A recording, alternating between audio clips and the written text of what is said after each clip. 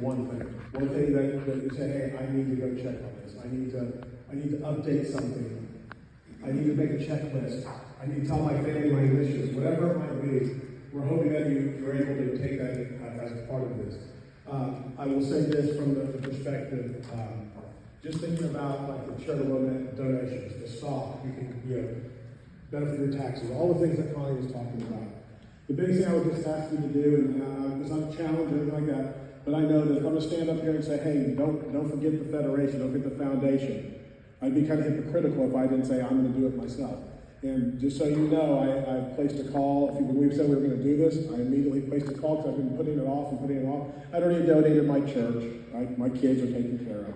But something else I love is this. So I'm meeting with the attorney to make an adjustment of what we're going to do with a certain percent of our estate if something happens. And I'm also instructing, as I get older, if we have stock left, that maybe we'll start doing it sooner rather than later. I don't want to wait to take care of the federation or the foundation.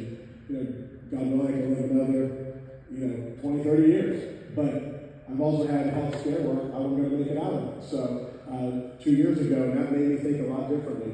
So it's not a challenge, but I'm just saying, look, he said this will be very easy. It'll take 15 minutes. It'll cost me minimal money to do it. So I'm going to do it. And so I ask that each of you consider the federation and the foundation in this process. I will make mine designated for charities as an example, because I believe that's one of our key tenets of the foundation. That's what I want to go to. So I just ask that you think through this process, but don't wait to plan. You never know when your time is up. And like I told you, I had a health scare. I had a 99% blockage in my widowmaker. If my daughter, who's the nurse, didn't get me to the hospital within the next 10 minutes, she'd be going in with her dad dead in the car. So, sorry, I'm emotional about that. But the fact of the matter is, I wasn't fully prepared.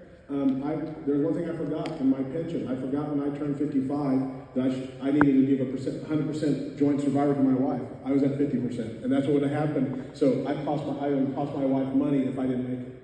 So I planned, and you just make sure you have to do it. That's my advice to everyone. Plan and don't wait. Today is your day to go back and go back home on Monday. Don't write yourself a note today on your phone. Make a phone calls.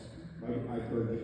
So thank you again. This is extremely informative, and I hope you all were able to, like I said, take something away. So with that today, hopefully we'll have another seminar next time. Maybe we'll get a bit more specific on the health side. Maybe more specific on just finances and just investing, things like that. So thank you to the panel again. Thank you all for taking time to be here on our